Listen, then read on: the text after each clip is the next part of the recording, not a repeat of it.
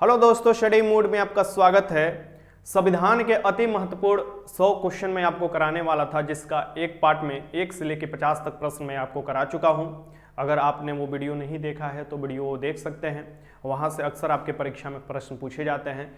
और अब second part में इसका करा रहा हूँ और ऐसे ही संविधान से भी संबंधित और भी प्रश्न मैं लाते रहूँगा और भी सब्जेक्ट का। आज 2 जनवरी 2023 है, कल 1 जनवरी 2023 था। तो आज के जो क्वेश्चन होगा वो थोड़ा मॉडरेट से हाई लेवल तक क्वेश्चन होगा, यानी कि थोड़ा मैं उसे हार्ड किया हूँ। ठीक, तो अलग अलग पार्टों में मैं क्वेश्चन आपको अलग अलग तरीके से कराते रहूँगा। आप लोगों को सभी क्वेश्चन अटेंड करना है और कमेंट बॉक्स में अपना स्कोर भी बताना है, और कोई भी क्वेश्चन में डाउट है तो वो भी बताइएगा। तो चलिए शुरुआत करते हैं क्वेश्चन 51 के साथ। ये 100 टॉप जो संविधान का क्वेश्चन है उसका सेकेंड पार्ट है। तो क्वेश्चन नंबर 51 देख लीजिए। यहाँ से मैं हट जाता हूँ, जैसे कि कभी भी जब क्वेश्चन आएगा तो मैं थोड़ा किनारे हो जाऊँगा कि अच्छे से आपको पूरा क्वेश्चन दिखाई दे। ठीक, वैसे यहाँ देख सकते हैं कि क्वेश्चन नंबर 51 देखिए। 51 है कि प्रायः किसी सलाह पर राज्य में राष्ट्रपति शासन लागू किया जाता है। तो राष्ट्रपति शासन जो लागू किया जाता है ये किसकी सलाह पर किया जाता है ये आपको बताना है। तो राज्य में जो होते हैं गवर्नर, जिनकी नियुक्ति राष्ट्रपति करते हैं, उनकी सलाह पर आपको राष्ट्रपति शासन लागू किया जाता है। और ये आर्टिकल 356 के तहत, आर्टिकल 356 के तहत राष्ट्रपति जो लागू करते हैं राष्ट्रपति शासन। और ये आपको याद रखिएगा कि एक आपको आर्टिकल 365 भी याद रखना होगा। आर्टिकल 356 और आर्टिकल 365 में क्या डिफरेंट है? तो आर्टिकल 356 वाला बताता है कि राज्यपाल अगर संविधान के अकॉर्डिंग राज्य का शासन नहीं चलता है तो सलाह देता है तो राष्ट्रपति शासन लागू कर सकते हैं। लेकिन अगर कोई केंद्र का योजना है या केंद्र कोई सुझाव दे रहा है और राज्य नहीं मान रहा है तो वो आर्टिकल 365 के तहत राष्ट्रपति शासन लगा सकते हैं राष्ट्रपति। ये दो चीज याद रखिएगा। ये आपको देखिएगा आपातकाल का जो भी प्रावधान है, ये 3 प्रकार के आपात का प्रावधान है हमारे संविधान में, जो कि आर्टिकल 352 के तहत राष्ट्रीय आपात का प्रावधान है, जो कि अभी तक 3 बार लग चुका है। और यहाँ पर देखिएगा कि आर्टिकल 356 के तहत राष्ट्रपति शासन का प्रावधान है, और ये अलग अलग राज्यों में देखा जाए तो 100 से अधिक बार लग चुका है। बिहार में अगर हम बात करें प्रायः तो बिहार में 8 बार राष्ट्रपति शासन लागू हो चुका है और 8 बार मुख्यमंत्री भी बन चुके हैं। यानी कि जो नीतीश कुमार, 8 बार मुख्यमंत्री नहीं, नीतीश कुमार। ये यहाँ से एक चीज आपको ट्रिक में बता रहा हूँ कि अभी तक देखा जाए तो 1968 में, यानी कि सबसे पहले जो लागू हुआ था राष्ट्रपति शासन बिहार में, वो 1968 में लागू हुआ था। और ये देखिएगा 2005 में लास्ट वाला शासन लागू हुआ था राष्ट्रपति शासन, जो कि बिहार की मैं सिर्फ बात कर रहा हूँ 8 बार। और अगर हम बात करें कि अभी जो मुख्यमंत्री जो फिर से अपना पल्ला बदले नीतीश कुमार जी और मुख्यमंत्री बने, ये 8वीं बार मुख्यमंत्री बने थे, ये भी याद रखिएगा यहाँ से ट्रिक से। और वित्तीय आपातकाल आर्टिकल 360 के तहत लागू हुआ होता है, लेकिन अभी तक ये एक भी बार लागू नहीं हुआ है। ठीक, इसमें यहाँ से क्वेश्चन बनता है। तो और जो गवर्नर है इनकी नियुक्ति कौन करते हैं? राष्ट्रपति करते हैं। राष्ट्रपति के प्रसाद पर्यंत ये अपना पद धारण करते हैं। आगे चलते हैं, क्वेश्चन नंबर 2 देख लीजिए, 52 देख लीजिए, माफ कीजिए 52 देखिए यहाँ से। स्वतंत्र भारत के प्रथम राष्ट्रपति थे। स्वतंत्र भारत के प्रथम राष्ट्रपति, स्वतंत्रता कब मिला था? तो ये मिला था 15 अगस्त 1947। अंग्रेजों का कॉलोनी था भारत और अंग्रेज को यहाँ से भगाया गया, उसके लिए आंदोलन भी किया गया। तो आप देखिएगा कि जो 15 अगस्त 1947 के बाद संविधान सभा भी बना था उससे पहले, तो उसमें जो अध्यक्षता किया जाता था अस्थायी तौर पर, वो डॉक्टर राजेंद्र प्रसाद द्वारा किया जाता था। अस्थायी तौर पर सत्येंद्र सिन्हा द्वारा किया जाता था। तो वहीं बाद में जाकर देखिएगा कि 1950 में राष्ट्रपति घोषित किए जाते हैं कौन? डॉक्टर राजेंद्र प्रसाद। तो डॉक्टर राजेंद्र प्रसाद जो थे ये प्रथम जो राष्ट्रपति घोषित किए जाते हैं, ये बिहार के जीरादेई गांव से थे, बिहार के सिवान जिला के जीरादेई गांव से थे। ये भी याद रखिएगा। इनका जन्म जो हुआ था ये 3 दिसंबर यानी कि 3/12/1884 में हुआ था। इनका जन्म, ये याद रखिएगा, सिवान जिला में हुआ था बिहार के, तो यहाँ हो जाएगा बिहार। बिहार जनसंख्या घनत्व की दृष्टि से सब पहले स्थान पर आता है, ये भी याद रखिएगा। और जो हमारे प्रथम जो प्रधानमंत्री थे वो कौन थे? तो जवाहरलाल नेहरू थे, ये भी याद रखिए। आगे देखते हैं क्वेश्चन नंबर 53 है कि भारत के राष्ट्रपति को यह अधिकार नहीं प्राप्त है कि वह, भारत के राष्ट्रपति, देखिए भारत के राष्ट्रपति के बारे में आप देखिएगा, ये कार्यपालिका प्रमुख होते हैं, आर्टिकल 52 में इनका प्रावधान मिलता है। और तीनों सेनाओं के भी प्रमुख होते हैं, ये प्रथम नागरिक भी होते हैं। तो ये देखिएगा इनका अधिकार नहीं प्राप्त, इनको क्या नहीं, तो क्षमादान के अधिकार तो प्राप्त है आर्टिकल 72 के अनुसार, क्षमादान की शक्ति इनके पास है। सर्वोच्च न्यायालय के न्यायाधीशों को हटाए, सर्वोच्च न्यायालय के न्यायाधीश को ये नहीं हटा सकते। सर्वोच्च न्यायालय का अगर कोई न्यायाधीश है या आपको चीफ जस्टिस है या अन्य जस्टिस है सर्वोच्च न्यायालय के, वो अपना त्यागपत्र ले जाकर राष्ट्रपति को दे सकते हैं अगर चाह रहे हैं वो अपना सीट छोड़ना, तो यानी कि उस नौकरी से अगर उब गए होंगे या कुछ होगा तो वो दे सकते हैं। ठीक, लेकिन ये आपको इनको हटाने का प्रावधान नहीं है कि आपको सीधे राष्ट्रपति हटा सकते हैं, नहीं, इनका हटाने का प्रावधान जो दिया गया है, जैसे कि महाभियोग लगाकर आर्टिकल 61 के तहत राष्ट्रपति को हटाया जाता है, जस्ट उसी तरीका से इन्हें भी हटाया जाता है। और ये सुप्रीम कोर्ट के बारे में आपको आर्टिकल 124 में पढ़ने को मिलेगा, अनुच्छेद 124 में, ये भाग 5 के सभी अनुच्छेद हैं। राष्ट्रपति, उपराष्ट्रपति, प्रधानमंत्री, सर्वोच्च न्यायालय की जितना भी प्रावधान है ये भाग 5 में आते हैं, और संविधान के भाग 5 सबसे बड़ा, सभी भागों में 22 भागों में सबसे बड़ा भाग है, ये भी याद रखिए। तो यहाँ पर ये वाला जो है यही आंसर हो जाएगा, क्योंकि यही आपको दे रहा है कि नहीं प्राप्त है शक्ति। बाकी आपातकाल घोषणा, आपात 3 प्रकार के मैंने बताया, आर्टिकल 352 के तहत राष्ट्रीय आपात जो कि 3 बार लग चुका है, आर्टिकल 356 के तहत राष्ट्रपति शासन और आर्टिकल 360 के तहत वित्तीय आपात, ये तो शक्ति राष्ट्रपति को है। और अध्यादेश जारी करने की शक्ति आर्टिकल 123 के तहत जो अध्यादेश, ऑर्डिनेंस जिसे बोला जाता है, राष्ट्रपति जारी कर सकते हैं, और राज्यपाल जो जारी करेंगे राज्य में अध्यादेश वो आर्टिकल 213 के तहत जारी कर सकते हैं, ये भी याद रखिए। चलते हैं आगे, क्वेश्चन देखते हैं। क्वेश्चन नंबर 54 है कि संविधान में मंत्रिमंडल शब्द का एक ही बार प्रयोग हुआ है, और वह है, तो संविधान में जो है ये भारत का संविधान विश्व के सबसे बड़ा लिखित संविधान है, और भारतीय संविधान में मंत्रिमंडल शब्द, याद रखिएगा, जो भारतीय संविधान बना था उसमें कोई मंत्रिमंडल शब्द नहीं था। तो मंत्रिमंडल शब्द का सबसे पहला प्रयोग कब किया गया था ये आपको बताना है। तो ये किया गया है किस अनुच्छेद में किया गया है, अब पूछ भी सकता है कि कब किया गया है, मंत्रिमंडल शब्द कब जोड़ा गया है ये भी पूछ सकता है। तो ये किया गया है आपको आर्टिकल 352 में किया गया है। जो मंत्रिमंडल बोल रहा है, मंत्रिपरिषद पूछे तो आर्टिकल 74 में हो जाएगा। मंत्रिमंडल मंत्रिपरिषद में बहुत अंतर होते हैं। कैबिनेट स्तर का मंत्री आप सुने होंगे मंत्रिमंडल में आ जाएंगे, ठीक, और जो मंत्रिपरिषद हो जाएंगे उसमें कैबिनेट स्तर के भी मंत्री आ जाएंगे। जो राज्य जो मंत्री बनाए जाते हैं स्वतंत्र प्रभार देकर वो भी आ सकते हैं, और उप मंत्री भी आ जाते हैं। मंत्रिपरिषद बहुत बड़ा आकार हो जाता है, ठीक, जो 74 में दिया हुआ है। और ये देखिएगा इसी के लिखित जो आपको मंत्रिमंडल है या कैबिनेट के लिखित आपको देखिएगा आवेदन पर ही जो राष्ट्रीय आपात लागू करते हैं राष्ट्रपति, ये भी याद रखिएगा। और ये 44वें संविधान संशोधन द्वारा 1978 में शब्द जोड़ा गया था हमारे संविधान में, तो ये भी याद रखिएगा। क्वेश्चन पूछता है तो ये तो आपको राष्ट्रपति शासन से संबंधित है, और ये महान्यायवादी से। आगे चलते हैं, क्वेश्चन देखते हैं। क्वेश्चन नंबर 55 है कि भारत के महान्यायवादी किसके द्वारा नियुक्त किए जाते हैं। आ ही गया क्वेश्चन। जो अटॉर्नी जनरल ऑफ इंडिया है ये किसके द्वारा नियुक्त किए जाते हैं। ये भारत सरकार के सबसे बड़े कानूनी अधिकारी होते हैं, भारत सरकार को कानून पर सलाह देते हैं। सो महान्यायवादी जो है अटॉर्नी जनरल जो है ये किसके द्वारा नियुक्त किए जाते हैं। ये जो नियुक्त किए जाते हैं ये राष्ट्रपति द्वारा, और राष्ट्रपति के प्रसाद पर्यंत ये अपना पद धारण करते हैं। आर्टिकल 76 में इनके बारे में प्रावधान है।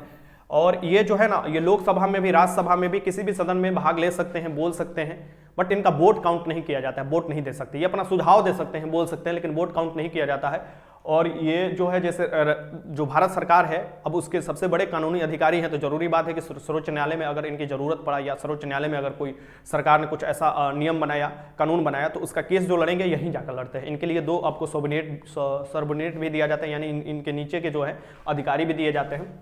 तो भारत के महान्यायवादी किसके द्वारा नियुक्त किया जाता है, तो ये हो जाएगा भारत के राष्ट्रपति द्वारा। ये क्वेश्चन याद रखिएगा। आगे चलते हैं। क्वेश्चन नंबर 56 है, आजादी के बाद भाषा के आधार पर भारत के राज्यों का पुनर्गठन किस वर्ष हुआ। आजादी के बाद भाषा के आधार पर भारत में जो राज्यों का पुनर्गठन हुआ, राज्य आयोग का स्थापना किया गया था, राज्य पुनर्गठन आयोग। इसके स्थापना जो किया गया था फजल अली की अध्यक्षता में किया गया था, क्योंकि भाषा के आधार पर राज्य अपना निर्माण करना मांग शुरू कर दिए थे। और जिसमें देखिएगा कि सबसे पहला जो निर्माण हो जाता है ये 1953 में होता है, ठीक। और ये आपको 1953 में आंध्र प्रदेश का भाषा के आधार पर निर्माण हो जाता है। और इसी समय एक आपको यही राजभाषा आयोग का जो गठन किया जाता है पुनर्गठन के लिए, ये आपको किया जाता है फजल अली की अध्यक्षता में। और उन्होंने अपना रिपोर्ट जो प्रस्तुत किया था 1955 में किया था, और जो कि 1956 में संसद में पारित कर लागू कर दिया गया था। और उसी समय 14 राज्य और 6 केंद्र शासित प्रदेश बनाए गए थे। फिर धीरे धीरे आगे बढ़ते गए। तो यहाँ से ये हो जाएगा आपका क्या आंसर हो जाएगा कि राज्य पुनर्गठन जो है ये 1956 हो जाएगा, ठीक। तो यहाँ से क्वेश्चन ये बन जाता है, अक्सर ये क्वेश्चन पूछे जाते हैं। और इसमें क्या क्वेश्चन बन सकता है, अभी पूछे कि कितना राज्य है, तो अभी 28 राज्य है और प्लस 8 केंद्र शासित प्रदेश है। जम्मू कश्मीर और लद्दाख को 370 हटाकर 2 केंद्र शासित प्रदेश बना दिया गया है, ये भी आपको पता होना चाहिए। आगे चलते हैं। क्वेश्चन देखिए, क्वेश्चन 57 है कि लोकसभा में राज्यवार सीटों का आवंटन सन 1971 की जनगणना पर आधारित है। यह निर्धारण किस वर्ष यथावत रहेगा। लोकसभा में दे रहा है, अगर राज्यसभा में देता तो 4थी अनुसूची, मैंने कल अनुसूची का वीडियो बनाया था उसमें बताया था कि राज्यसभा की सीटों का आवंटन जो है 4थी अनुसूची में है। और यहाँ पर लोकसभा में दे रहा है राज्यवार सीटों का जो आवंटन किया गया है, ये जनगणना 1971 है। परिसीमन आयोग का आप नाम सुने होंगे। परिसीमन आयोग का यही काम होता है। देखिए अभी क्षेत्रफल भारत का सीमित है, लेकिन जनसंख्या दिन प्रतिदिन बढ़ते जा रहा है। और खासकर देखिएगा 1951 के बाद जब आज़ादी हुआ तो उसके बाद जनसंख्या में काफ़ी ज़्यादा विस्फोट देखने को मिला, और 71 के बाद भी आपको देखने को मिलता है। तो ये 71 ही क्यों माना गया, क्योंकि 71 के बाद देखिएगा ये निर्णय लिया गया कि उत्तर भारत की जनसंख्या और दक्षिण भारत की जनसंख्या की जो प्रगति है, यानी जो तीव्र गति से बढ़ रहा है, उसे स्थिरता लाया जाए। लेकिन उत्तर भारत में ये स्थिरता नहीं दिखाई देता है, जबकि दक्षिण भारत में स्थिरता दिखाई देता है। इसी को ध्यान में रखते, क्योंकि जो लोकसभा की सीट आवंटन किया जाता है, राज्यसभा का सीट, विधानसभा का सीट, वो जनसंख्या के अनुपात में आवंटन किया जाता है। यानी कि विधानसभा का भी सीट जनसंख्या के अनुपात में होगा, और विधानसभा से ही चुनकर राज्यसभा में भेजे जाते हैं लोग, क्योंकि विधानसभा का ही आप देखिएगा ज्यादा, जहां विधानसभा है वहां के राज्यसभा की सीट भी देखने को ज्यादा मिलता है। तो वो जो ये 71 की जनगणना, जो माफ कीजिएगा यहां से, ठीक, ये जो 1971 है, इसी को आधार माना गया है लोकसभा सीट के लिए। लेकिन अगर विधानसभा के परिसीमन पूछे या विधानसभा के लिए, तो वो 2000 माना गया है। ठीक, ये सब याद रखिएगा। अभी तक 4 परिसीमन हो चुके हैं। सबसे पहले 52 में हुआ था, फिर 62 में देखिएगा, और फिर आपको 71 यानी कि 72 में आपको उसका रिपोर्ट आ गया था परिसीमन, क्योंकि हर जनगणना के 1 साल बाद ही देखिएगा परिसीमन किया जाता था। लेकिन 1981 और 1951 में कोई परिसीमन नहीं हुआ था। फिर 2000 में, 2002 2003 के समय आपको फिर रिपोर्ट आता है, जो कोर्ट में भी काफी लोग जाते हैं, परिसीमन करना चाहिए, सीटों की संख्या बढ़ाना चाहिए। लेकिन दक्षिण भारत के कुछ राज्य इसलिए विरोध करते हैं कि जनसंख्या तो काफी ज्यादा हो गया उत्तर भारत में, तो वो सीट लोकसभा में ज्यादा हो जाएगा, तो कभी भी दक्षिण भारत के लोग प्रधानमंत्री नहीं बन सकते, या इसमें बहुत से राजनीतिक भी है, कभी डिटेल्स उसमें बात करेंगे। परिसीमन आयोग की नियुक्ति राष्ट्रपति करते हैं, और यहां पर देखिएगा कि जो परिसीमन आयोग है वही निर्धारित करता है कि कहां पर कितना लोकसभा का सीट होगा। और अभी जो है जनसंख्या क्षेत्र तो नियत है, जनसंख्या जो है बदल रहा है, तो उसी जनसंख्या को एक सीट में कैसे डिवाइड किया जाए वो करने के लिए पहले तो 10 लाख पर एक चुने जाते थे, लेकिन अब वो देखने को नहीं मिलता है। ठीक, तो यहां पर देखिएगा ये जो यथावत सीट रहेंगे ये 2026 तक यथावत रहेंगे। और जनगणना किसका इस्तेमाल होगा, तो 1971 वाला जनगणना इस्तेमाल होगा, ये भी याद रखिएगा। यानी कि 2026 तक यथावत सीट बरकरार रहेंगे, और इसके बाद अब फिर परिसीमन किया जाएगा, और फिर देखा जाएगा कि क्या स्थिरता आया है जनसंख्या में, या उस समय की जो राजनीतिक पार्टी है वो क्या सोचती है, वो बात की बात है। तो 2026 याद रखिए, अक्सर क्वेश्चन ये पूछा जाता है। क्वेश्चन नंबर 58 है, कानूनी विषयों पर राज्य सरकार को कौन परामर्श देता है। जो कानूनी विषय है इस पर राज्य सरकार को, यहां पर देखिए ये केंद्र सरकार नहीं, केंद्र सरकार देता तो भारत के महान्यायवादी हो जाते, लेकिन ये राज्य सरकार दे रहा है, तो ऑप्शन आपको देखना होगा। ऑप्शन देखिए, महान्यायवादी आर्टिकल किस में मिलेगा, ये 76 में मिलेगा, और एडवोकेट जनरल ये आपको ये आर्टिकल 165 में देखने को मिलता है। ठीक, अनुच्छेद 165 में। और यहां पर देखिएगा तो ये हो जाएगा आंसर, एडवोकेट जनरल। ये राज्य सरकार के सबसे बड़े कानूनी अधिकारी होते हैं, यानी कि अगर हाईकोर्ट में अपना पक्ष रखना है राज्य सरकार को, तो वो अपना ये कानूनी अधिकारी के तहत अपना रख सकते हैं। नियुक्ति राज्यपाल द्वारा किया जाता है, ये भी याद रखिएगा इनका, जैसे कि महान्यायवादी की नियुक्ति राष्ट्रपति द्वारा किया जाता है। ये केंद्र में सबसे बड़े होते हैं सरकार के कानूनी अधिकारी, और ये राज्य में होते हैं एडवोकेट जनरल। राज्यपाल नियुक्ति करते हैं, इनका राष्ट्रपति नियुक्ति करते हैं। ठीक, तो यहां से क्वेश्चन बन गया, आई थिंक आप क्वेश्चन कर लेंगे। आगे चलते हैं, क्वेश्चन 59 देखिए, लोकसभा के नेता कौन है। लोकसभा के नेता कौन होते हैं, जो बहुमत दल के नेता होते हैं लोकसभा में, उसे ही लोकसभा का नेता भी बोला जाता है। यानी कि जो सत्ता पक्ष के होंगे वही तो बहुमत दल के नेता होंगे, वही तो प्रधानमंत्री बनेंगे, तो यही होते हैं। ठीक, तो इसका आंसर क्या लगा लीजिएगा, प्रधानमंत्री, क्योंकि जो बहुमत दल के नेता होते हैं उन्हें प्रधानमंत्री के तौर पर नियुक्त किया जाता है राष्ट्रपति द्वारा, और ये आपको देखने को मिलेगा प्रधानमंत्री, यहां पर आंसर मिलेगा प्रधानमंत्री। देखिए, प्रधानमंत्री आप लोकसभा के सदस्य हैं तब भी बन सकते हैं, राज्यसभा के सदस्य हैं तब भी बन सकते हैं, और कोई सदस्य नहीं भी है तब भी बन सकते हैं 6 महीने तक। ठीक, यानी 6 महीने के अंदर आपको सदस्यता ग्रहण करनी पड़ती है कोई भी सदन का, यह ध्यान में रखिएगा। यानी कि अभी हमको प्रधानमंत्री बना दिया गया, हम किसी भी सदस्य नहीं है, हमारा 25 साल उम्र हो गया है। ठीक, उम्र में भी याद रखिएगा, अगर लोकसभा के सदस्य होकर बनेंगे तो मिनिमम 25 साल उम्र चाहिए, अगर राज्यसभा से बनते हैं तो मिनिमम 30 वर्ष उम्र चाहिए। एग्जाम्पल के थ्रू नरेंद्र मोदी जो है ये लोकसभा से, आपको यूपी वाले क्षेत्र आप देखिएगा वाराणसी क्षेत्र से चुनकर जाते हैं नरेंद्र मोदी, अभी के प्रधानमंत्री। लेकिन इससे पहले जो प्रधानमंत्री थे वो राज्यसभा से जाते थे, यानी कि डॉक्टर मनमोहन सिंह राज्यसभा से चुनकर जाते थे, यानी कि उनको मिनिमम एज कितना चाहिए होता था, 30 साल, और मोदी जी को 25 साल, तो 25 साल से ऊपर है, यहां पर आपको देखने को मिलता है। और अगर नहीं भी है, मान लीजिए कोई नहीं भी है, तो वो बन सकता है, फिर आप कहीं से सदस्यता ले सकता है लोकसभा राज्यसभा से, 6 महीने के अंदर लेना पड़ता है, ये बात ध्यान में रखिएगा। तो ये आपको प्रधानमंत्री होते हैं। प्रधानमंत्री एक कड़ी के रूप में काम करते हैं, राष्ट्रपति और जो मंत्रिमंडल है केंद्रीय स्तर पर उसके बीच में कड़ी का काम करते हैं। और प्रधानमंत्री और जो मंत्रिमंडल है सलाह लेकर अगर चाहता है कि लोकसभा डिजोल्व हो जाए, यानी खत्म कर दिया जाए, तो राष्ट्रपति को अपना प्रतिवेदन देते हैं और लोकसभा डिजोल्व हो जाता है। आगे क्वेश्चन देखेंगे उस टाइप का। क्वेश्चन नंबर 60 देखिए, लोकसभा में आंग्ल भारतीय समुदाय से सदस्य मनोनीत करने की शक्ति किसके पास है। आंग्ल भारतीय समुदाय, यानी कि जब देश आजाद हुआ था तो बहुत से अंग्रेज यहीं पर रुक गए थे, जनसंख्या भी उनका बहुत ज्यादा था, तो उनका भी प्रतिनिधित्व करने के लिए 2 एंग्लो इंडियन लोकसभा में मनोनीत करने का प्रावधान था आर्टिकल 331 के तहत। आर्टिकल 331 आर्टिकल 331 के तहत आपको देखिएगा लोकसभा में एंग्लो इंडियन प्रधान था। और ये आर्टिकल 333 राज्य के विधानसभा में एंग्लो इंडियन जो मनोनीत करते हैं राज्यपाल करते हैं, और ये जो मनोनीत करते हैं ये लोकसभा में ये करते हैं आपको राष्ट्रपति। अब यहाँ पर ये प्रावधान खत्म हो चुका है पूरी तरीका से, ठीक। ये प्रावधान कब खत्म हुआ था? 104 संविधान संशोधन द्वारा। जो 104 संविधान संशोधन द्वारा ये प्रावधान खत्म किया गया है कि अब एंग्लो इंडियन मनोनीत नहीं किए जाएंगे, और जो रिजर्वेशन था 10 साल के लिए फिर से SC ST का बढ़ा दिया गया है, ठीक। ये आपको 104 संविधान संशोधन देखने को मिलेगा। तो ये आपको कहाँ, तो प्रधानमंत्री नहीं, ये राष्ट्रपति करते थे, भारत के राष्ट्रपति, लेकिन ये प्रावधान अब खत्म हो चुका है। इसे याद रखिएगा, क्वेश्चन बहुत अति महत्वपूर्ण है, ये आपको रिसेंट समय में क्वेश्चन पूछे जा सकते हैं, ठीक। और वैसे ही आपको यहाँ पर नीचे तरफ क्वेश्चन देख लीजिए, यहाँ से भी क्वेश्चन आपको बन जाएगा। यहाँ से देखिए क्वेश्चन 61 है कि भारतीय संविधान के किस अनुच्छेद के अंतर्गत लोकसभा में अनुसूचित जातियों के आरक्षण का प्रावधान है? अनुसूचित जाति और अनुसूचित जनजाति का आरक्षण का प्रावधान इसमें से किस में दिया हुआ है, किस अनुच्छेद में दिया हुआ है, ठीक। ये आपको बताना है। तो ये लोकसभा में दे रहा है, तो ये हो जाएगा आर्टिकल 330। आर्टिकल 330 जो होगा, आर्टिकल 330 में लोकसभा में जो SC ST का आरक्षण का प्रावधान दिया हुआ है, और आर्टिकल 332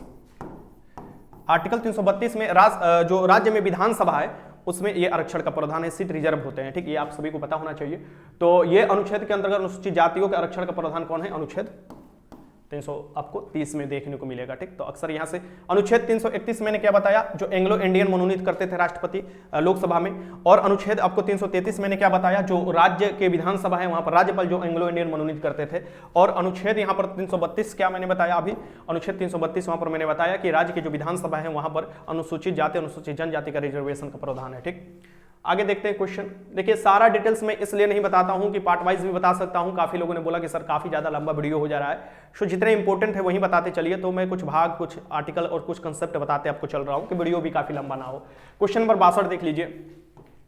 लोकसभा के कम से कम कितने सत्र बुलाए जाते हैं? लोकसभा के कम से कम कितने सत्र बुलाए जाते हैं? सबसे पहले आपको पता होना चाहिए कि लोकसभा में 3 सत्र होते हैं, वहीं राज्यसभा में 4 ये हो जाते हैं, क्योंकि जो तीसरा सत्र है वो दो भाग में डिवाइड हो जाता है, ठीक।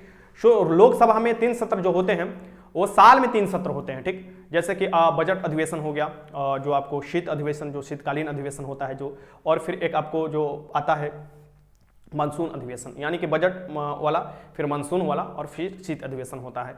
तो 3 आपको होते हैं। अब ये 3 में से आप देखिएगा कि कम से कम 2 अधिवेशन के बीच में 6 महीने का आपको मतलब मैक्सिमम से मैक्सिमम गैप होगा, कम से कम नहीं, 2 अधिवेशन के बीच में आपको देखिएगा 6 महीने से आपको ज्यादा गैप नहीं हो सकता है।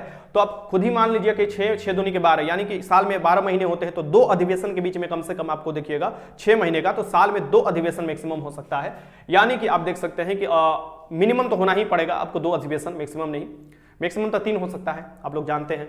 तो यहाँ पर एक वर्ष में 1 नहीं, वर्ष में 2 बार, ठीक। यानी कि कम से कम वर्ष में 2 बार होगा, ठीक। मैक्सिमम 3 बार होता है, यानी कि 3 अधिवेशन होता है। ये भी आप सभी को पता होना चाहिए। तीनों मैंने बताया, आपको फिर से बता देता हूं कि सबसे पहले फरवरी से मई तक होता है बजट वाला अधिवेशन, उसके बाद आप देखिएगा कि मानसून वाला अधिवेशन आ जाता है, फिर आपको देखिएगा शीतकालीन अधिवेशन होता है। 3 अधिवेशन तो आपको याद ही रखना चाहिए। और कम से कम गैप जो होता है यही आपको 6 महीने का होता है। 6 महीने का गैप जो है ना अति महत्वपूर्ण है। 6 महीने का गैप आपको इसलिए दिया जाता है, यानी मैंने बताया कि प्रधानमंत्री वाला, सो प्रधानमंत्री वाला भी जो मैंने बताया कि अगर मान लीजिए कोई मंत्री बनना चाहता है तो वो लोकसभा के भी सदस्य नहीं है, राज्यसभा के भी सदस्य नहीं है, तो उसको 6 महीने के अंतर्गत अपना सदस्यता ग्रहण करना पड़ता है। क्योंकि कम से कम कोई तो अधिवेशन में वो भाग ले, कोई तो अधिवेशन में वो बैठकर जवाब दे, क्योंकि जब अधिवेशन में आप भाग रहिए तभी तो आपके मंत्रिमंडल से आपके जो काम है, कार्य है, उससे सवाल किया जाएगा। जो हमारे प्रतिनिधि है लोकसभा में, जो हम लोग चुनकर भेजे हुए हैं डायरेक्ट वोट कर 18 वर्ष से जो भी ज्यादा उम्र वाले व्यक्ति वोटर लिस्ट में नाम है, वो अपना लोकसभा के प्रतिनिधि चुनते हैं, और उन्हीं से ये आशा रखते हैं कि हमारा कार्य करे। क्वेश्चन नंबर 63 है कि लोकसभा को उसके कार्यकाल की समाप्ति के पूर्व भंग किया जा सकता है। यह बताना है कि लोकसभा को उसके कार्यकाल की समाप्ति से पूर्व ही भंग किया जा सकता है। आखिर किसके अनुसार भंग किया जाता है? तो यहां पर देख सकते हैं ऑप्शन के अकॉर्डिंग चलिएगा। यहां पर मंत्रिपरिषद की जगह पर आप प्रधानमंत्री भी हो जाएगा, आगे क्वेश्चन में लिया हूं तो वो भी आपको आंसर सही हो जाएगा। मतलब राष्ट्रपति द्वारा मंत्रिपरिषद की सलाह पर यह भंग किया जा सकता है। सो मंत्रिपरिषद सर्वे होता है, जितना भी काम होता है मंत्री करते हैं, और मंत्रिपरिषद और राष्ट्रपति के बीच के कड़ी का काम जो करते हैं वो जो करते हैं वो प्रधानमंत्री करते हैं, जहां केंद्र स्तर पर, और राज्य स्तर पर मुख्यमंत्री करते हैं अपना कैबिनेट और राज्यपाल के कड़ी के बीच में कार्य। तो यहां पर आंसर क्या हो जाएगा? सी हो जाएगा। और जो प्रधानमंत्री होते हैं बहुमत दल का नेता होता है या लोकसभा का नेता होता है। जो मंत्रिपरिषद होता है सामूहिक रूप से किसके प्रति उत्तरदायी होता है? तो लोकसभा के प्रति उत्तरदायी होता है। और जो आपको व्यक्तिगत रूप से मंत्री उत्तरदायी होते हैं, यानी कि वो राष्ट्रपति के उत्तरदायी होते हैं, क्योंकि राष्ट्रपति कोई भी मान लीजिए कोई डिफेंस का काम है, डिफेंस मंत्रालय उसको सौंप दिया गया है, उसका मंत्री है, सो राष्ट्रपति चाहे तो डायरेक्ट उससे अपना प्रतिवेदन मंगा सकते हैं कि आप काम अभी क्या करें या इस टॉपिक पर क्या काम करें, हमको आकर बताइए। ठीक, वैसे आपको कैबिनेट और आपको राष्ट्रपति के बीच के कड़ी काम प्रधानमंत्री ही करते हुए दिखाई देते हैं। क्वेश्चन नंबर 64 देख लीजिए। क्वेश्चन 64 है कि लोकसभा का पहला आम चुनाव कब हुआ था? तो लोकसभा जो है ना, इसे निम्न सदन बोला जाता है, और लोकसभा का सबसे पहला जो चुनाव आपको आरंभ हुआ था ये 25 अक्टूबर 1951 से लेकर फरवरी तक चला था। ठीक, 1952 तक। तो ऑप्शन के अकॉर्डिंग क्वेश्चन को सॉल्व करना होगा। ऑप्शन में देखिए क्वेश्चन है 1952, तो इसका आंसर क्या हो जाएगा? 1952 हो जाएगा, क्योंकि लोकसभा आपको निम्न सदन बोला जाता है। संसद में 3 आपको हो जाते हैं, एक तो राज्यसभा, लोकसभा और राष्ट्रपति मिलकर संसद का निर्माण करते हैं। और जो ये चुनाव हुआ था, पहला चुनाव जो हुआ था, ये सीटों की संख्या मुझे लगता है 489 सीट पर आपको चुनाव हुआ था। ये हुआ ही था, 489 सीटों पर प्रथम लोकसभा का चुनाव हुआ था।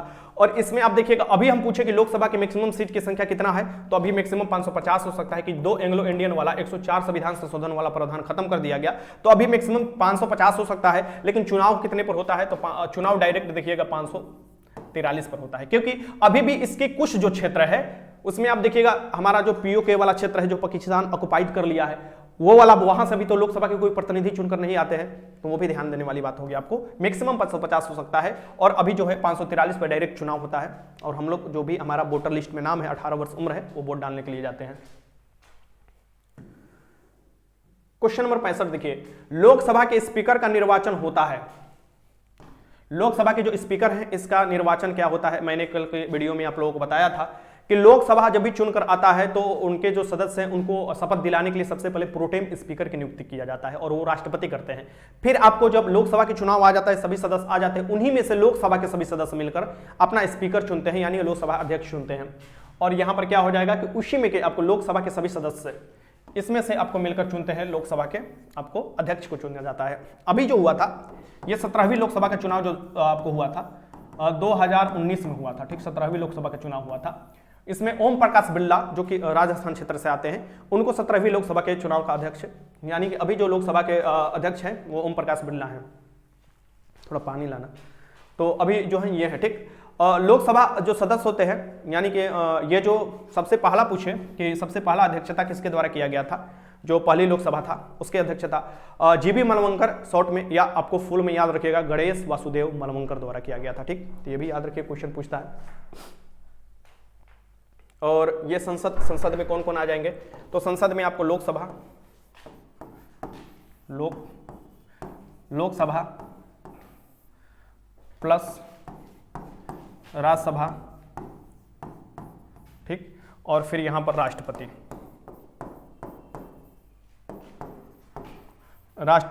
अब यहां पर यह है कि जो ये संसद के आर्टिकल 1-2 याद रखिएगा। जैसे आर्टिकल 79 भारतीय संसद के बारे में बताता है, आर्टिकल 80 अनुच्छेद 80 ये बताता है राज्यसभा के बारे में, और आर्टिकल 81 ये बताता है लोकसभा के बारे में। आई थिंक इतना इनफ है। आगे क्वेश्चन देख लेते हैं।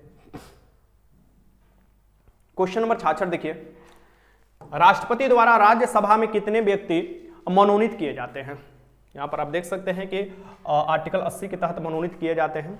तो जो राष्ट्रपति द्वारा राज्यसभा में कितने व्यक्ति मनोनीत किए जाते हैं विशेष क्षेत्र से, जैसे कि विज्ञान से, जैसे साहित्य से, जैसे कला से, समाज सेवा से, ऐसे मनोनीत किए जाते हैं। टोटल देखा जाए ये राज्यसभा में तो 12 व्यक्तियों का मनोनयन किया जाता है। और जो नरगिस दत्त थी, पहली जो एक्ट्रेस थी जिसका राज्यसभा में मनोनयन किया गया था, ये भी आपको याद रख, क्वेश्चन पूछता है तो। और यहाँ पर हो जाएगा कि राज्यसभा में कितने व्यक्तियों का मनोनयन, ये 12 किया जाता है, और राष्ट्रपति द्वारा किया जाता है, जो विशेष क्षेत्र से अपना जो उल्लेखनीय कार्य करते हैं, जैसे कि समाज सेवा हुआ, विज्ञान हुआ, साहित्य हुआ और कला हुआ, ऐसे कार्य करते हैं तो उन्हें मनोनीत किया जाता है। और ये प्रावधान कहाँ से लिया गया है? तो ये प्रावधान आयरलैंड से लिया गया है। संसदीय शासन प्रणाली तो ब्रिटेन का देन है, ये भी आपको पता होना चाहिए। तो मुझे लगता है कि यहाँ से जो क्वेश्चन बनेगा, हाँ, राज्यसभा आर्टिकल 80 में मैक्सिमम संख्या 250 हो सकता है। राज्यसभा को उच्च सदन बोला जाता है, अस्थायी सदन बोला जाता है। इसके जो सदस्यों का कार्यकाल 6 साल का होता है। इसके सदस्य बनने के लिए आपको कम से कम 30 वर्ष की आयु आपको चाहिए। इसका कार्यकाल, जो सदस्यों का कार्यकाल 6 वर्ष होता है, इसका नहीं, संसद जो राज्यसभा है इसका कार्य नहीं, संसद के सदस्यों का कार्यकाल जो राज्यसभा में, माफ कीजिएगा, राज्यसभा में सदस्यों का कार्यकाल 6 वर्ष का होता है। और राज्यसभा का कार्यकाल आपको नहीं होता है, ठीक, क्योंकि उसका विघटन नहीं होता है। इसके जो सदस्य है 1/3 जो राज्यसभा के सदस्य होते हैं वो आपको रिटायर हो जाते हैं हर 2 साल के बाद और नए सदस्य चुनकर आते हैं, लेकिन जिनका 6 साल पूरा होता है वही रिटायर होते हैं। ये भी ध्यान में रखिएगा, क्वेश्चन में आपको करा रखा हूँ। क्वेश्चन नंबर 67 देख लिए, तलिक मैं पानी पी लेता हूँ। क्वेश्चन 67 देखिए कि राज्यसभा को भंग करने का अधिकार किसके पास है। देखिए क्वेश्चन में नहीं करा रखा है।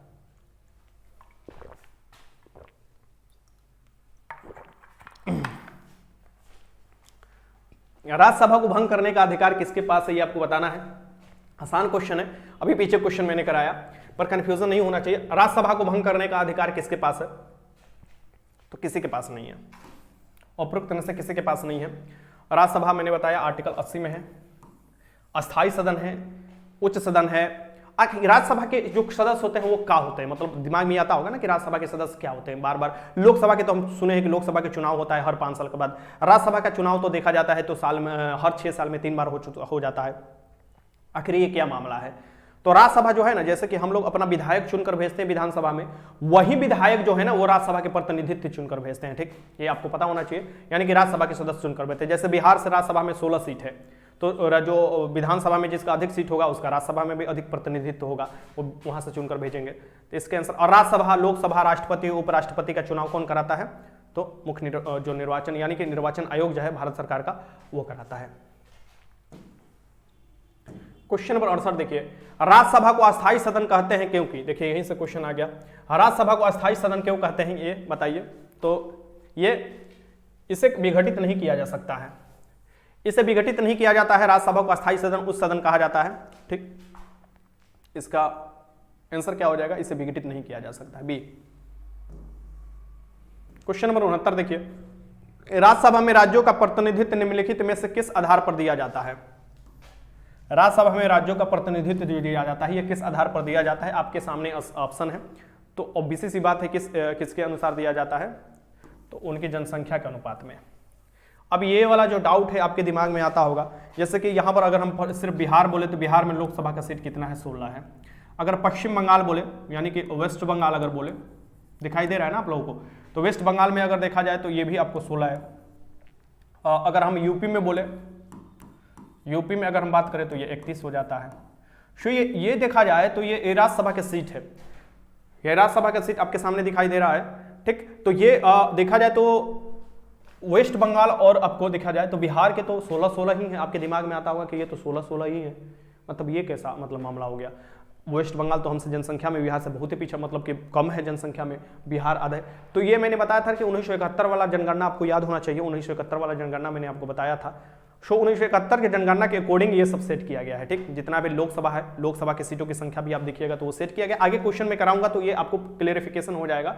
उनकी जनसंख्या के अनुपात में ये आपको दिया गया है, ठीक। यानी कि जिसका अधिक जनसंख्या, यूपी का अधिक जनसंख्या है, लोकसभा राज्यसभा की सीटों की संख्या अधिक दिखाई दे रहा है, ठीक। आगे देखते हैं, लोकसभा में भी ये होता है। क्वेश्चन नंबर 70 देखिए, उच्चतम न्यायालय के न्यायाधीशों की संख्या वृद्धि करने की शक्ति किसके पास है। उच्चतम न्यायालय में न्यायाधीशों की संख्या वृद्धि करने की शक्ति किसके पास है, ये आपको बताना है। उच्चतम न्यायालय यानी कि सुप्रीम कोर्ट, स्थापना कब हुआ था सुप्रीम कोर्ट का, 28 जनवरी 1950, 28 जनवरी 1950 को हुआ था। और ये संविधान में इसका प्रावधान है, आर्टिकल 124 में सुप्रीम कोर्ट का प्रावधान है। और अभी इसमें देखा जाए तो 33 न्यायाधीश और +1 जो है ये आपको मुख्य न्यायाधीश है, यानी कि टोटल देखा जाए तो 34 है, जिसकी नियुक्ति राष्ट्रपति द्वारा किया जाता है। ये भाग 5 में इसका प्रावधान देखने को मिलता है। तो उच्च न्यायालय के न्यायाधीशों की संख्या वृद्धि करने की शक्ति किसके पास है, बताइए। उच्च न्यायालय के न्यायाधीशों की संख्या वृद्धि करने की शक्ति संसद के पास है, ठीक। तो संसद कर सकता है। और अभी आपको 34 है। जब संविधान अगर देखा जाए बन गया था तो 1956 में भी वृद्धि किया गया था। उस समय तक देखा जाए तो 8 थे न्यायाधीशों की संख्या, 7 न्यायाधीश और 1 अन्य न्यायाधीश। 2008 में देखा जाए तो फिर वृद्धि किया गया, या फिर 2008 के बाद फिर इस बार आपको वृद्धि करने को देखने को, तो लास्ट अभी जो है ये आपको 34 है, ठीक। चंद्रचूड़ जो है अभी देखा जाए तो 50वां जो न्यायाधीश है, ठीक। तो ये क्वेश्चन आपको देखने को मिलता है। आगे देखते हैं, क्वेश्चन नंबर 71, भारत के सर्वोच्च न्यायालय की स्थापना हुई थी। सो भारत के सर्वोच्च न्यायालय की स्थापना हुई थी, क्वेश्चन आ भी गया आपके सामने है। ये क्वेश्चन अति महत्वपूर्ण है। मुझे लगता है कि बहुत लोग कंफ्यूजन में गलती करते हैं ये क्वेश्चन को, कि भारत में सर्वोच्च न्यायालय की स्थापना कब हुई थी। ये क्वेश्चन अति महत्वपूर्ण है और लोग अक्सर गलती कर देते हैं। तो बताइए ये क्वेश्चन का आंसर क्या होगा, सोचिए। तो इसका आंसर होगा भारतीय संविधान के द्वारा। भारतीय संविधान के द्वारा भारत के सर्वोच्च न्यायालय की स्थापना भारतीय संविधान के द्वारा आर्टिकल 124 में इसका प्रावधान साफ साफ दिखाई देता है। ठीक, और आप जो फेडरल कोर्ट की बात करते हैं ना, जो कि फेडरल सुप्रीम कोर्ट की बात करते हैं, जो 1935 के अधिनियम में आपको देखने को मिलता है, या उससे पहले देखिएगा 1974 में जो 1973 का एक्ट आया था, फिर 1974 में कोलकाता में सुप्रीम कोर्ट की स्थापना है। सो वो अलग चीज है।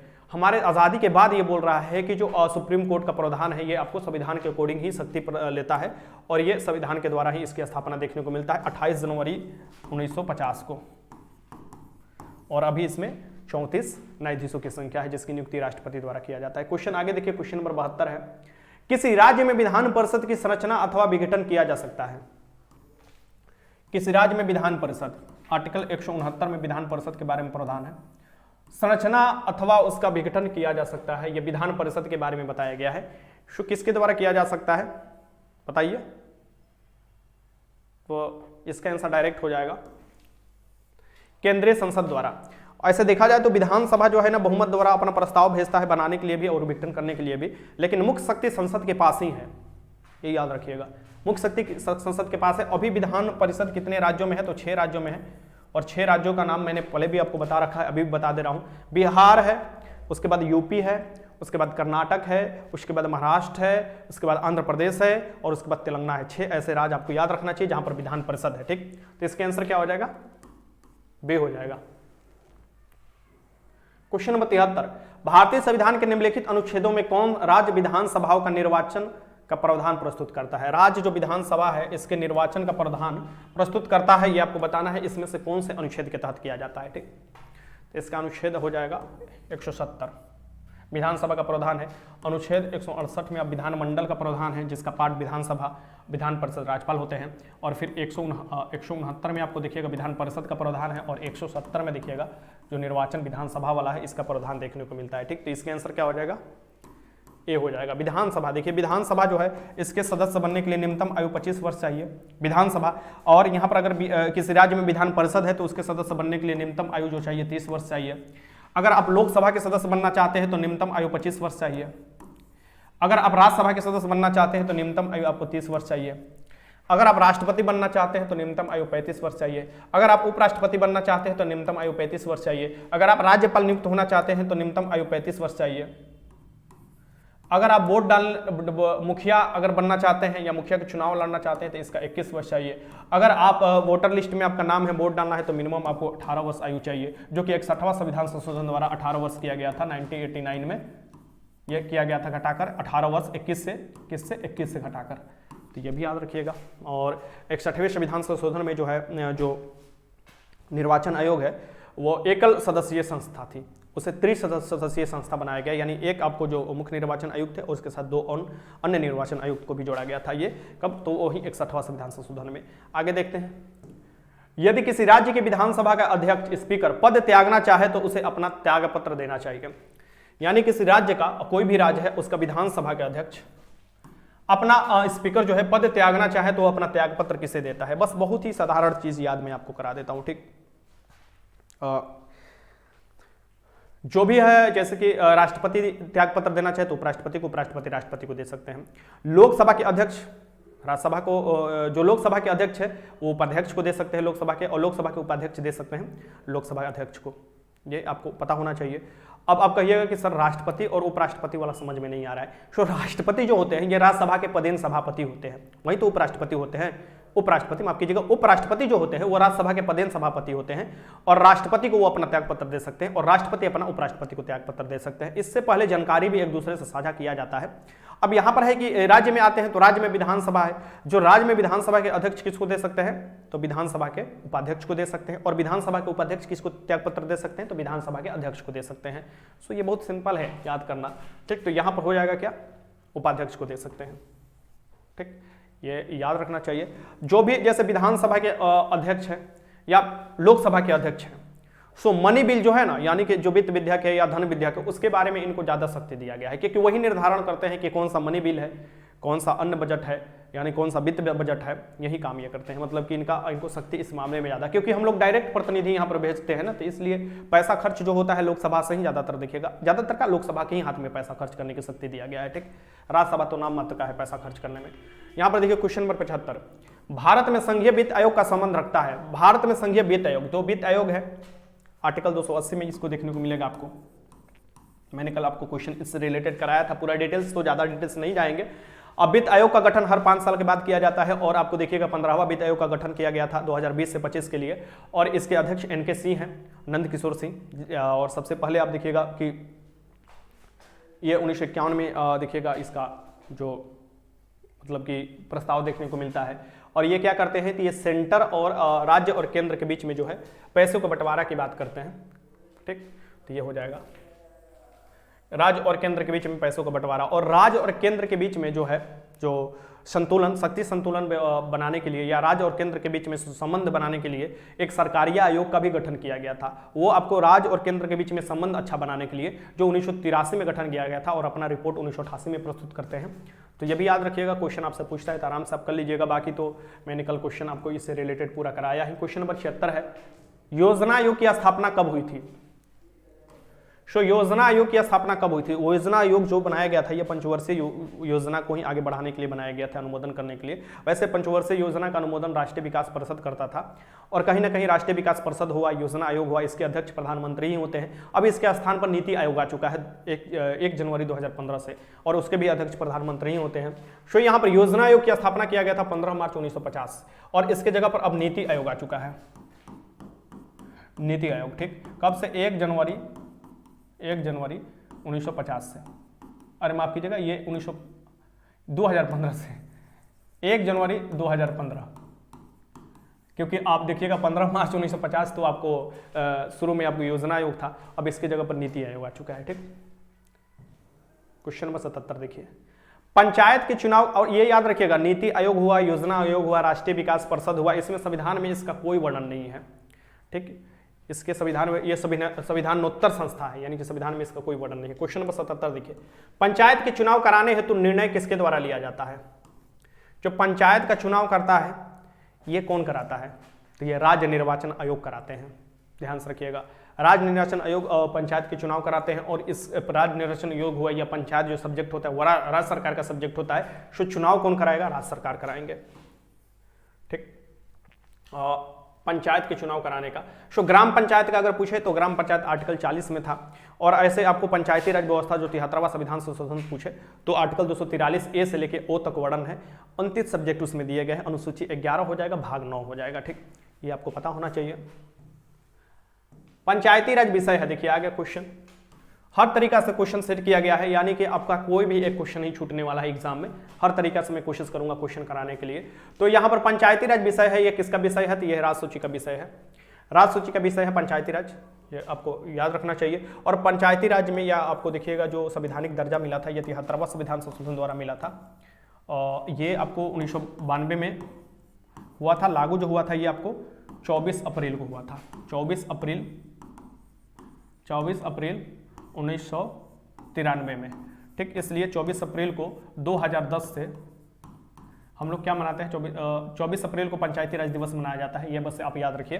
और यहाँ पर यह क्वेश्चन बन सकता है कि इसमें कितना सब्जेक्ट है, तो इसमें 29 सब्जेक्ट दिए गए हैं। ये 11वीं अनुसूची में है, 11वीं अनुसूची में इसका प्रावधान मिलता है, और ये आपको जो भाग है संविधान के भाग वह 9 में है। ठीक, और आर्टिकल अगर पूछे अनुच्छेद, तो आर्टिकल यहाँ पर आपको देखिएगा तो ये 243 के A से लेके O तक है। मुझे लगता है इतना काफ़ी है। आगे देखते हैं, क्वेश्चन है 79, पंचायती राज की त्रिस्तरीय प्रणाली आते हैं।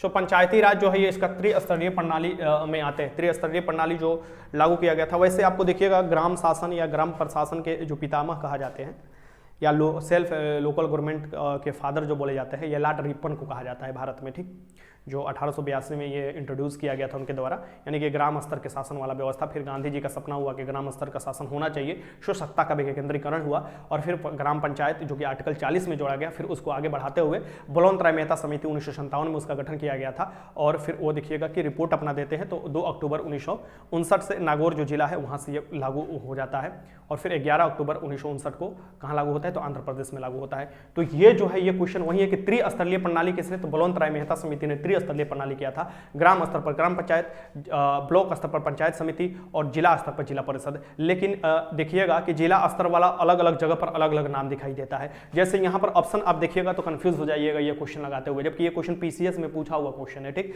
जैसे कि ग्राम पंचायत तो आप जान जाएंगे ग्राम स्तर पर, ये क्षेत्र पंचायत समिति जो है ये कहां पर है, तो ये यूपी में इसे बोला जाता है। जैसे पंचायत समिति को जो बोला जाता है उत्तर प्रदेश में क्षेत्र पंचायत समिति बोला जाता है और जिला परिषद तो हो ही जाएगा।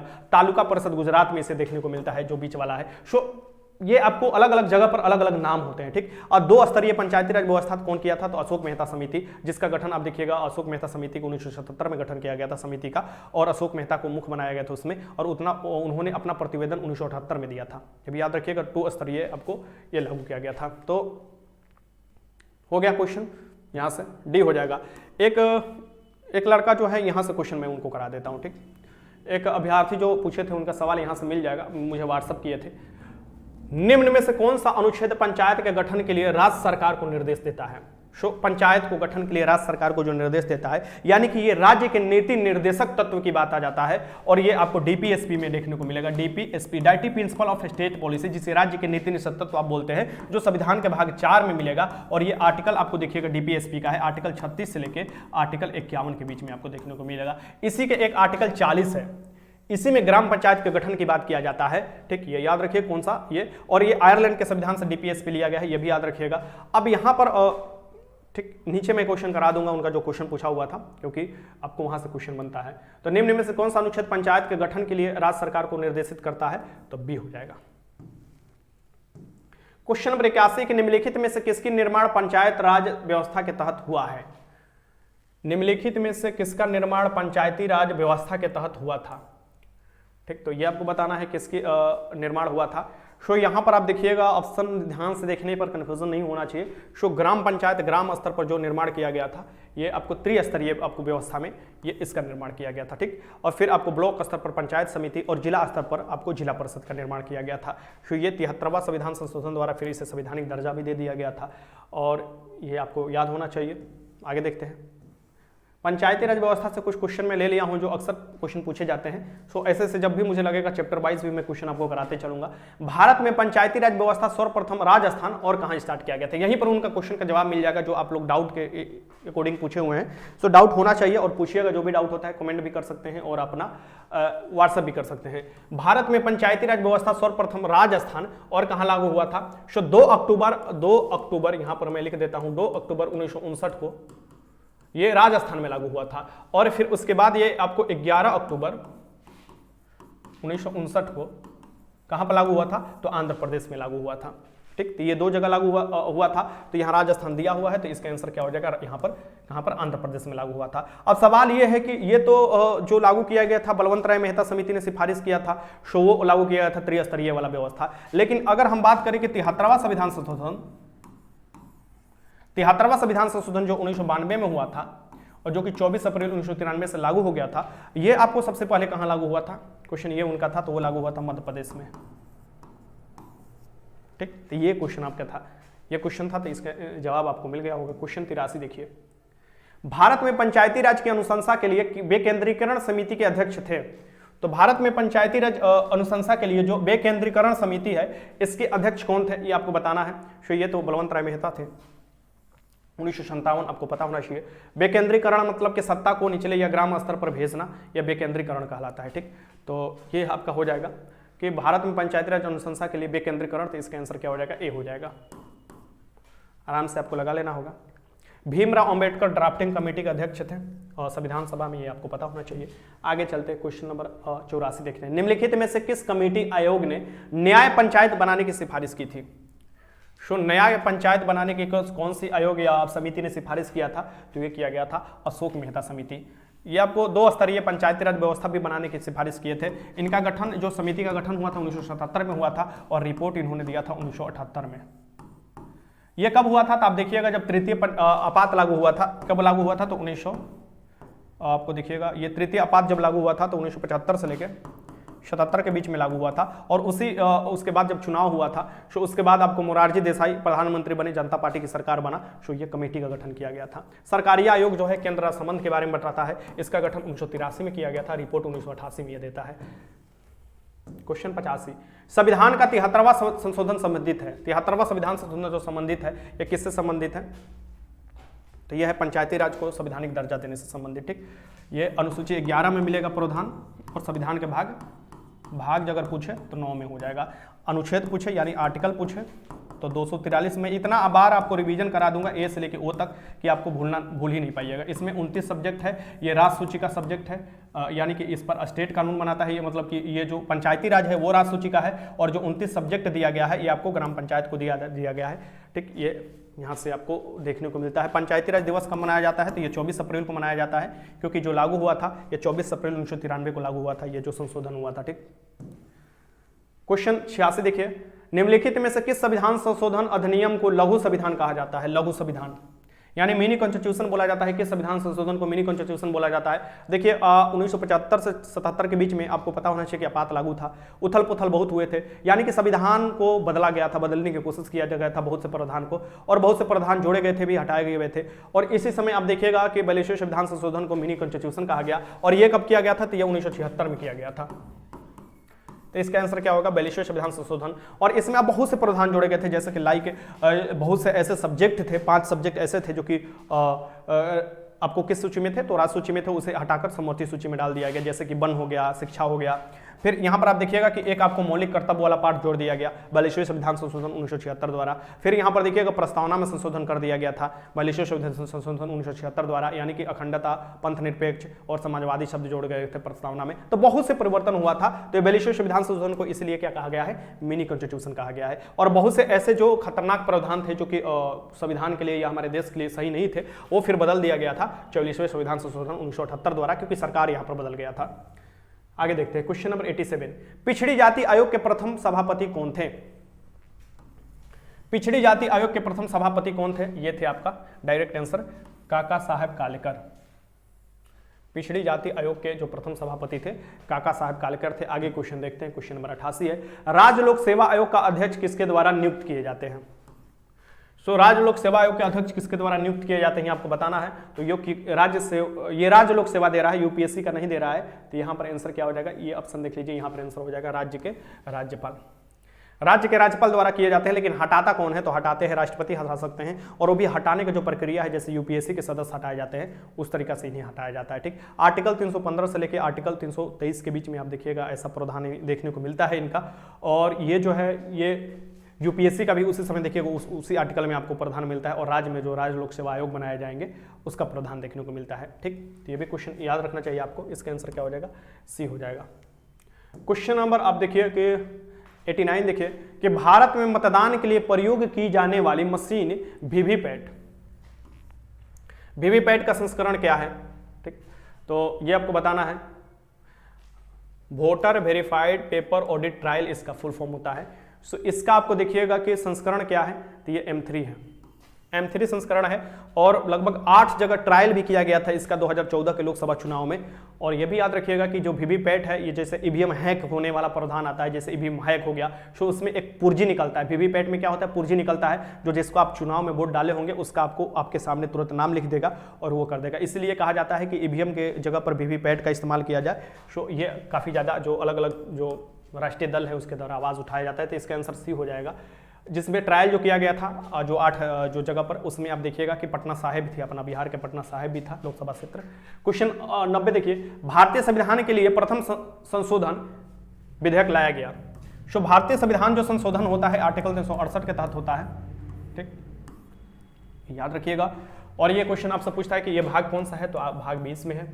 यह अफ्रीका के दक्षिण अफ्रीका के संविधान से प्रावधान लिया गया है। और जो सबसे पहला संविधान संशोधन हुआ था यह 1951 में हुआ था। पहला संविधान संशोधन द्वारा ही संविधान में 9वीं अनुसूची जोड़ा गया था।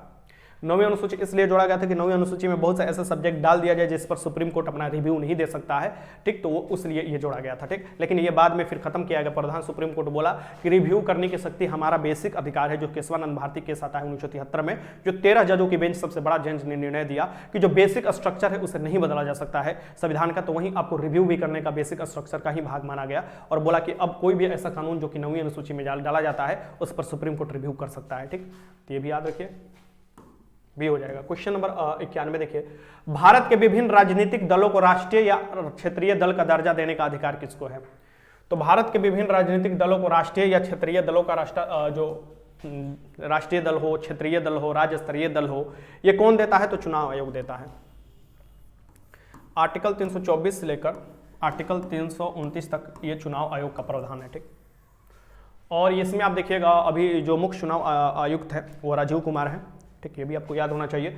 अभी जो मैं इस समय जो 2 जनवरी 2023 को वीडियो रिकॉर्ड कर रहा हूँ, इस समय 25वां जो मुख्य चुनाव जो आयुक्त है वो है, और ये संवैधानिक आपको है बॉडी है, तो इनकी नियुक्ति भी राष्ट्रपति द्वारा किया जाता है, इसे भी याद रखिएगा। और अभी अगर देखा जाए तो आम आदमी पार्टी अभी जो गुजरात में चुनाव जीता है और भी राज्यों में 100 सीट जीते गए हैं, सो आम आदमी पार्टी का अगर मिला लिया जाए तो टोटल जो राष्ट्रीय पार्टी का दर्जा हो जाता है ये अभी बनकर 9 हो जाता है, इसे भी याद रखिए। क्वेश्चन पूछता है तो आराम से लगा लीजिएगा।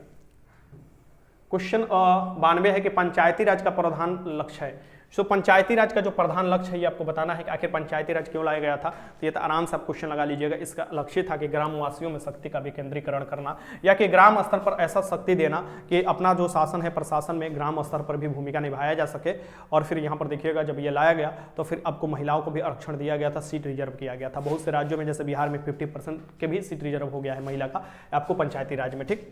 तो ग्राम स्तर पर प्रशासन का मजबूतीकरण करना या उसमें सहभागिता के लिए ये आपको विकेंद्रीकरण किया गया था। विकेंद्री मतलब कि केंद्रीकरण को तोड़ना, यानी कि एक जगह जो शक्ति है उसको अलग अलग जगह पर डिवाइड करना।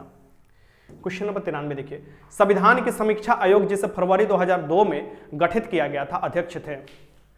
संविधान की समीक्षा के लिए 2002 में इसे गठित किया गया था। रिपोर्ट 2002 में दिया जाता है। 2000 में यह गठित किया गया था, रिपोर्ट 2002 में दिए थे, ठीक। और संविधान समीक्षा आयोग के जो आपको अध्यक्ष थे ये थे M.N. वेंकट चलैया। M.N. वेंकट चलैया थे। इसका आंसर क्या हो जाएगा? ये हो जाएगा। आगे देखते हैं। क्वेश्चन नंबर 94 है कि राज्यसभा के चेयरमैन हैं। सो राज्यसभा के चेयरमैन कौन होते हैं? राज्यसभा उच्च सदन, ठीक। राज्यसभा के चेयरमैन कौन होते हैं? तो ये होते हैं भारत के उपराष्ट्रपति। भारत के उपराष्ट्रपति जो होते हैं ये राज्यसभा के चेयरमैन होते हैं। आर्टिकल 64 में प्रधान है, ठीक। ये याद रखिएगा। अनुच्छेद भी साथ साथ आपको मैं कराते चल रहा हूँ, ठीक। तो ये क्वेश्चन यहाँ से बन सकता है। बाकी चलते हैं। राज्यसभा की मैक्सिमम जो कैपेसिटी है कितना हो सकता है? 250 हो सकते हैं। आर्टिकल 80 के तहत जो आपको राष्ट्रपति मनोनीत करते हैं 12 लोगों को राज्यसभा में, ये भी याद रखिए। क्वेश्चन 95, राज्यसभा के सदस्य चुने जाते हैं। राज्यसभा के जो सदस्य होते हैं चुने जाते हैं कितने साल के लिए चुने जाते हैं? राज्यसभा के जो सदस्य चुने जाते हैं ये बताना है आपको, तो 6 वर्ष के लिए चुने जाते हैं। और जो राज्यसभा के सदस्य बनेंगे न्यूनतम उम्र कितना होना चाहिए? 30 वर्ष होना चाहिए। और जस्ट लाइक ऐसे ही आपको देखिएगा जो राज्य में विधान परिषद है 6 राज्यों में, उसके भी सदस्य के लिए न्यूनतम उम्र जो चाहिए 30 वर्ष चाहिए, और वो भी 6 वर्ष के लिए चुने जाते हैं। और प्रत्येक 2 साल में 1/3 सदस्य जो होते हैं जिनका 6 वर्ष पूरा हो जाता है वो रिटायर भी हो जाते हैं, ठीक। तो ये भी याद रखिएगा। और जो 5 वर्ष के लिए चुने जाते हैं ये लोकसभा के और राज्य की विधानसभा के 5 वर्ष के लिए, और न्यूनतम उम्र इनका आपको चाहिए 25 वर्ष, ठीक। क्वेश्चन नंबर 96, कौन सा राज्य सबसे अधिक प्रतिनिधि लोकसभा में भेजता है? ये आ गया क्वेश्चन। तो कौन सा राज्य सबसे अधिक प्रतिनिधि लोकसभा में भेजता है ये आपको बताना है। आपके सामने ऑप्शन है, तो ये भेजता है कौन बताइए? ये हो जाएगा उत्तर प्रदेश। आंसर तो उत्तर प्रदेश हो जाएगा। तो क्वेश्चन पूछ सकता है कि उत्तर प्रदेश में लोकसभा की सीट कितनी है? 80 है। उत्तर प्रदेश में विधानसभा की सीट कितनी है? 403 है। उत्तर प्रदेश में विधान परिषद भी है तो उसका भी सीट पूछ सकता है, तो उसका सीट है 100। और उत्तर प्रदेश में आपको राज्यसभा की सीट पूछे तो 31 हो जाएगा। तो ये जो होगा ये क्यों? क्योंकि उत्तर प्रदेश की जनसंख्या की दृष्टि से सबसे बड़ा राज्य है, क्षेत्रफल की दृष्टि से सबसे बड़ा राजस्थान है। तो उत्तर प्रदेश में जनसंख्या अधिक है, इसलिए आप देखिएगा कि जनसंख्या के अकॉर्डिंग ही ये सीट डिवाइड होता है, ठीक। और आपको लोकसभा की सीटों की बात करें तो वो 1971 की जनगणना पर आधारित है, जो कि 2026 तक यथावत रहेगा। मैंने क्वेश्चन वो कराया आपको। अगर हम बात करें कि इसमें डाउट होता है पश्चिम बंगाल और आपको बिहार में लोकसभा की सीट की बात करें तो पश्चिम बंगाल बिहार में अगर देखा जाए तो बिहार में 40 लोकसभा का सीट है और पश्चिम बंगाल में 42 लोकसभा का सीट है। तो आप कहिएगा तो बिहार के तो जनसंख्या अधिक है, फिर भी बिहार में आपको 40 लोकसभा की सीट कैसे है? तो मैंने क्या बताया, ये जो जनगणना है ये 1971 का जनगणना इस्तेमाल किया जाता है। तो उस समय जनगणना जब हुआ था, उस समय परिसीमन हुआ था, तो उसके अकॉर्डिंग लोकसभा की सीट फिक्स किए गए थे और ये 2026 तक यथावत रहेंगे। यानी कि उस समय अगर देखा जाए तो उस समय तक आपको देखिएगा तो बिहार जो था उसका जनसंख्या कम था, इसलिए उस समय जो इनको लोकसभा की सीट भी मिला था कम मिला था। और अभी पश्चिम बंगाल में देखिएगा 42 है। तो अभी जब परिसीमन होगा, अभी जो परिसीमन फिर से किया जाएगा भाई 2026 के बाद तो करना ही करना है। अब ये शक्ति किसके पास है, करेगा कि नहीं करेगा, कौन सा जनगणना इस्तेमाल होगा, क्या प्रावधान होगा, वो तो बात की बात है, ठीक। लेकिन किया जाएगा। तो मुझे लगता है कि बिहार की जनसंख्या इतना बढ़ गया है तो सीट की संख्या तो बढ़ेगा ही बढ़ेगा। क्वेश्चन नंबर 97 देखिए, लोकसभा को कार्यकाल पूरा होने के पहले भंग किया जा सकता है। लोकसभा को विघटित किया जा सकता है। लोकसभा कोई अस्थायी सदन नहीं है, इसके सदस्य हर 5 साल के बाद चुने जाते हैं, यानी 5 साल के पहले भी विघटित किया जा सकता है। ये डिपेंड करता है कि लोकसभा में बहुमत दल के नेता कौन है, ठीक, यानी कि बहुमत है कि नहीं है। अल्पमत में तो बहुत से सरकार गिरते हैं। तो लोकसभा को कार्यकाल पूरा करने के पहले भंग किया जा सकता है। तो यही आपको हो जाएगा प्रधानमंत्री की सिफारिश पर राष्ट्रपति द्वारा। ये दोनों क्वेश्चन इसलिए मैं करा दिया कि अगर यहां पर कैबिनेट की भी सिफारिश दे या मंत्रिमंडल की सिफारिश राष्ट्रपति द्वारा या प्रधानमंत्री की सिफारिश द्वारा, तो वो दोनों आपका आंसर सही होने वाला है। यानी कि दोनों में आपको कोई भी कंफ्यूजन नहीं होना चाहिए। हाँ, देगा कोई एक ही देगा, या तो मंत्रिपरिषद देगा या प्रधानमंत्री देगा, ठीक। तो इसे आपको याद रखना होगा। प्रधानमंत्री की सलाह पर ही कोई भी मंत्रिमंडल के जो मंत्री होते हैं उनकी नियुक्ति किया जाता है, ठीक। राष्ट्रपति द्वारा किया जाता है, ये भी याद रखिएगा। क्वेश्चन 98 देखिए, भारतीय राजनीतिक व्यवस्था में कार्यपालिका के अधीन रहकर कार्य करती है। सो भारतीय राजनीतिक व्यवस्था कार्यपालिका के अधीन रहकर कार्य करती है।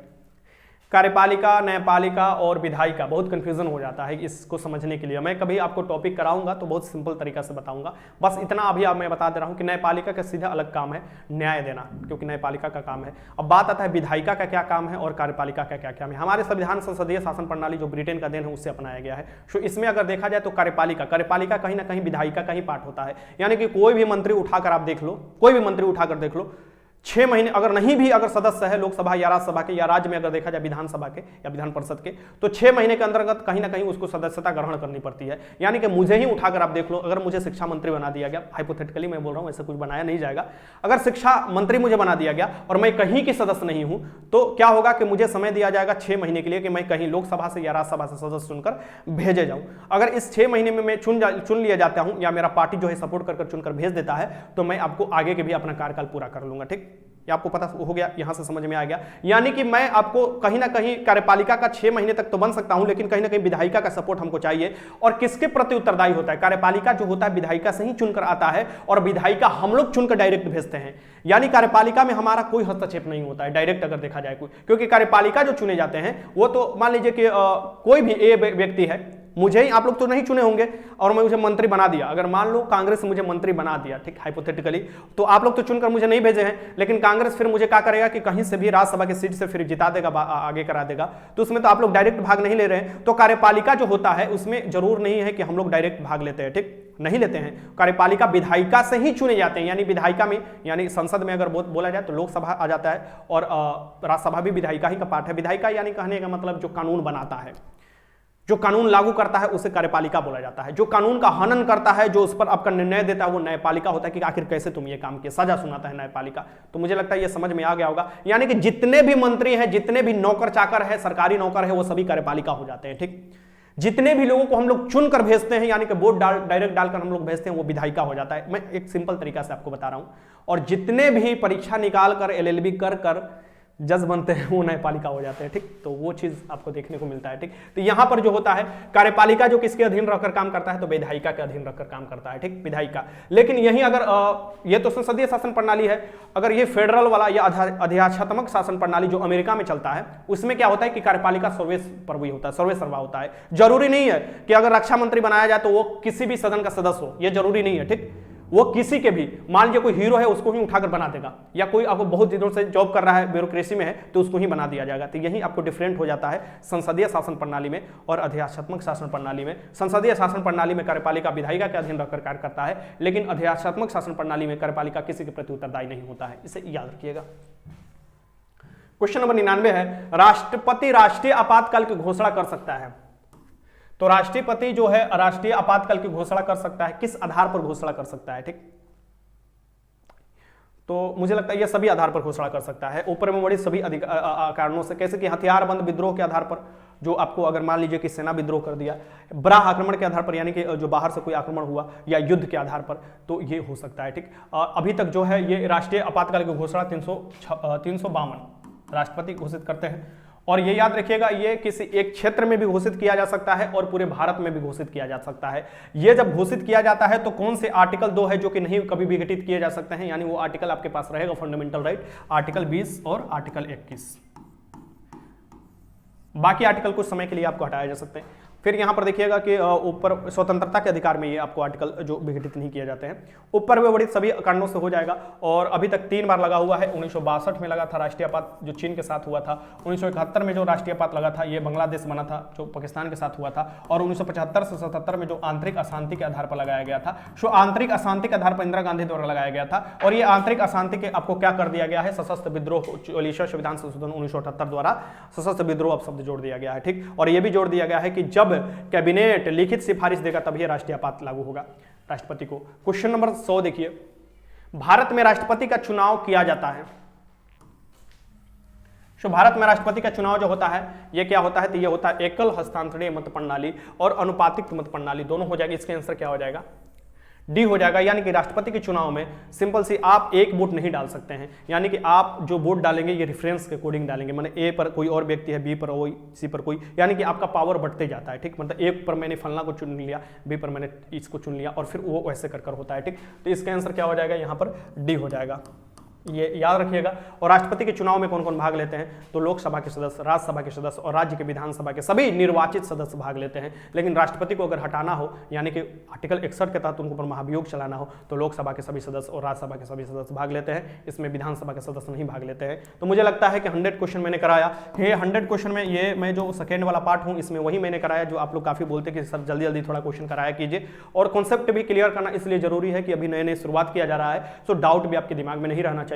जो बहुत से बच्चे होते हैं जो कि शुरू से शुरुआत करते हैं तो उनको भी समझ में आना चाहिए। ये कैसा लग रहा है प्रयास जरूर बताइएगा। और जल्द ही आप लोगों के लिए मास्टर वीडियो आ रहा है आपकी एग्जाम के लिए, और अति महत्वपूर्ण क्वेश्चन जो कि आपकी एग्जाम में डायरेक्ट देखने को मिलता है। हर सब्जेक्ट से मैं आपको क्वेश्चन कराने वाला हूं, मेरा टीम हर सब्जेक्ट से क्वेश्चन कराएगा। बस आप लोग अपना रिव्यू देते रहिएगा। अगर कोई सुधार की जरूरत है तो वो भी बताइएगा, अगर कोई गलती हो जाता है तो वो भी कमेंट कीजिएगा, मैं उसे सुधार करने की कोशिश करूंगा अगले वीडियो में। लेकिन सुझाव आप लोग जरूर दीजिएगा। वीडियो अच्छा लगा तो लाइक कीजिएगा। इसका फर्स्ट पार्ट आप देख लिए होंगे, उसमें थोड़ा आवाज का प्रॉब्लम हो गया था क्योंकि माइक जो हो गया था उस समय बंद हो गया था, लेकिन मुझे लगता है कि इस वीडियो में आवाज का कोई प्रॉब्लम नहीं होना चाहिए। फिर भी आप जरूर कमेंट कीजिएगा। वीडियो अच्छा लगा तो लाइक कीजिएगा। वीडियो देखने का आपका बहुत बहुत धन्यवाद।